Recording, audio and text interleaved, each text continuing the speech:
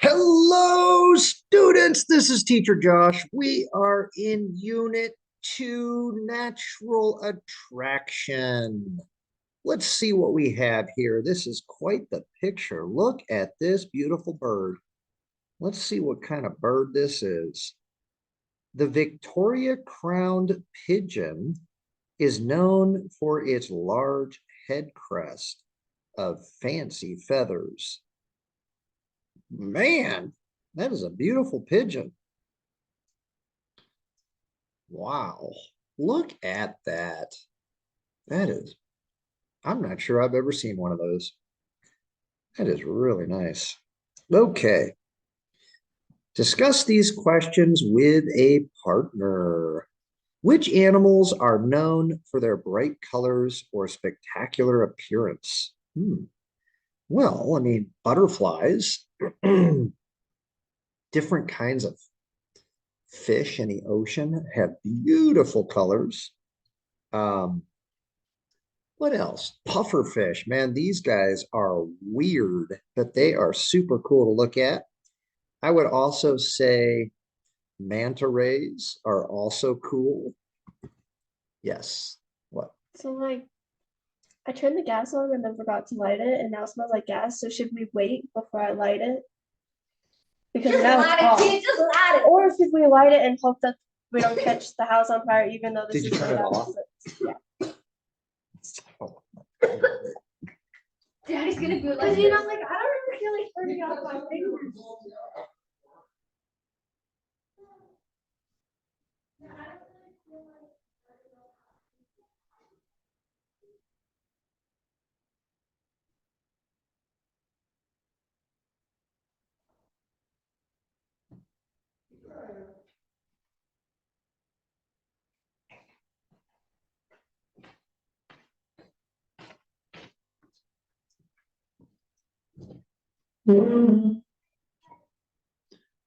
Yeah. I had to write information out before Arabic because I didn't know I had to write the whole story on something, but I don't. I need to read all about this. What I need to do. Okay, you want me to read it to you? Yeah. This is broken. Yeah. Why do you even wear it? Because it still works. Oh. Importance of books, persuasive writing. Prompt. Are books important? Why or why not? For this assignment, you need to write a persuasive piece that answers the question in the prompt. Your goal is to convince the reader to believe in your opinion. Use evidence and reasoning to support and prove your main point. Write at least 3 paragraphs that include an introduction and a conclusion. And of course, a body paragraph. You can use the 6 traits chart to help you self-check your work. 6 traits: ideas, organization, voice, word choice, sentence fluency, and conventions. All right, so each one, let's look. Ideas. You can tell what my opinion is. I know my topic well and I provided enough information. I supported my main idea and expanded on it using evidence, facts, and details. Organization. My beginning gets the reader's interest. The book is easy to follow. The paper is easy to follow. The reader will not get lost or confused. I do not explain things that people already know. I had a conclusion that wrapped up my writing. All right, for voice, this voice sounds like me and is in my own words. What? Oh, yeah, I got class soon. I would enjoy sharing this paper aloud. I speak and connect to the reader in my writing. Word choice. The words I used make sense and are used correctly. My words go with the topic and audience. I use strong verbs and descriptive adjectives. I was careful not to use one word many times. The words I used created a picture of what is happening. Sentence fluency. When I read it aloud, I like how it sounds. I begin my sentences in different ways. Sentences vary in length and type. Conventions. I have read my paper over many times to check for mistakes. I've looked over my paper for spelling, punctuation, grammar, and capitals. My paper looks good and neat. That's it. All right, so you're going to write, you're just going to write a 3-paragraph essay, and Did you're I say 3 paragraphs? 3 paragraphs. So you want an introduction, okay? Start with a nice hook. You could ask a question. You can give a quote about whatever. You could, and then make sure you know, transition into your thesis statement. And your thesis statement, just state your topic, which is books are important. And Yeah. why? Why are books important? Because Well, because if you don't read books, then you won't go to college and get knowledge. If you don't read books, if you never read books, then you never know how to read anything.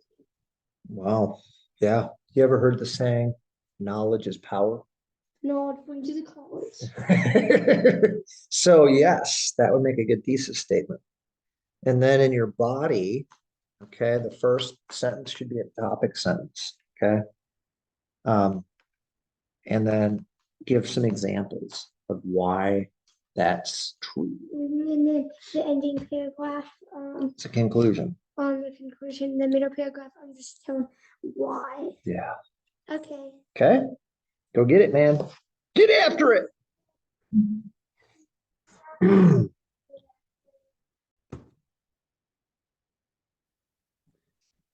All right. We are taking a look at number 2 here. In what ways do you think those characteristics help the animals? Wow. Well, in the instance of like a butterfly, a brightly colored butterfly, a lot of times the brightness scares other animals away. It lets them know they taste bad, or some butterflies on their wings have like 2 circles. So it looks like they're bigger than they are. That can scare people away, or enemies away. And a lot of times I think birds are brightly colored, especially the males, to attract the females, trying to find a partner. So these are my ideas. Let's turn the page and see what we have here going on. All right, I think this is a 2-page picture. Look at that. Wow. Okay. Let's see what this says. Bioluminescent bay on the Puerto Rican island of Vigues. My goodness, look at that. Bioluminescent bay. Wow. I wonder what's going on with that. Before you read, discussion, read the information below. What types of animals do you know that are bioluminescent? Make a list. Bioluminescence is the production and emission of light by living organisms through chemical reactions occurring inside their bodies. Simply put, creatures that are bioluminescent can glow in the dark. Examples of bioluminescent creatures can be found in the ocean, on land, and in the air. Wow. First thing that comes to my mind is a firefly. Fireflies are bioluminescent. And then I know from watching National Geographics that there's a lot of weird fish that are also bioluminescent that live at the bottom of the ocean. Pretty amazing. Trying to think of another one. That's about all I can think of. What do you know? Let's take a look here and see what the book says. Fireflies, ooh, jellyfish, squid, Some types of worms. Man, that's interesting. I did not know that. About worms. All right, take a look at B, predicting. Why might it be useful for an organism to be bioluminescent? Brainstorm some purposes with a partner. Check your ideas as you read the passage. Well, I think maybe some are bioluminescent to attract a mate, maybe to attract food in some cases, maybe to warn enemies, maybe to blend in. These are some of my ideas. Well, let's take a look at the article, Living Light. Here we go. Reading 2A. Living light. The ability of some species to create light, known as bioluminescence, is both magical and commonplace. Magical because of its glimmering beauty. Commonplace because many life forms can do it. On land, the most familiar examples are fireflies, flashing to attract mates on a warm summer night. But there are other luminous land organisms, including glowworms, millipedes, and some 90 species of fungus. Even some birds, such as the Atlantic puffin, have beaks that glow in the dark. But the real biological light show takes place in the sea. Here, an astonishing number of beings can make light. Some, such as ostracods, are like ocean fireflies, using flashes of light to attract a mate.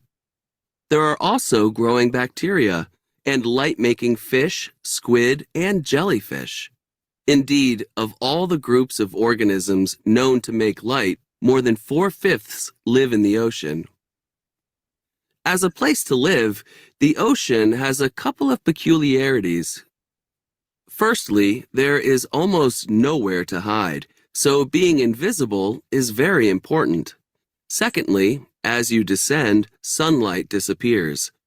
At first, red light is absorbed. Then the yellow and green parts of the spectrum disappear, leaving just the blue. So cool. At 200 meters below the surface, the ocean becomes a kind of perpetual twilight, and at 600 meters, the blue fades out too. In fact, most of the ocean is as black as the night sky.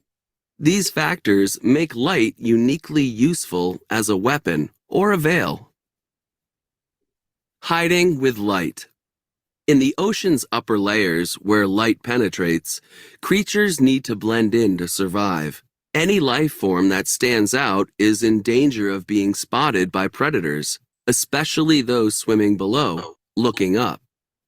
Many life forms solve this problem by avoiding the light zone during the day. Others, such as jellyfish and swimming snails, are transparent, ghost-like creatures almost impossible to see. Other sea species use light to survive in the upper layers, but how? Some, such as certain shrimp and squid, illuminate their bellies to match the light coming from above.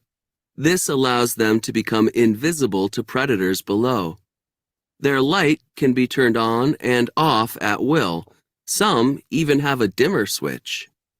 For example, certain types of shrimp can alter how much light they give off, depending on the brightness of the water around them. If a cloud passes overhead and briefly blocks the light, the shrimp will dim itself accordingly. But if the aim is to remain invisible, why do some creatures light up when they are touched, or when the water nearby is disturbed? A couple of reasons. First, a sudden burst of light may startle a predator, giving the prey a chance to escape. Some kinds of deep-sea squid, for example, give a big squirt of light before darting off into the gloom. Second, there is the principle of the enemy of my enemy is my friend. Giving off light can help summon the predator of your predator, known as the burglar alarm effect. This is especially useful for tiny life forms, such as dinoflagellates that cannot swim fast. For such small beings, water is too viscous to allow a quick getaway. It would be like trying to swim through syrup. Instead, when threatened by a shrimp, for example, these organisms light up. The flashes attract larger fish that are better able to spot and eat the shrimp. The chief defense for these tiny organisms is therefore not fight or flight, but light. That is so cool. Wow.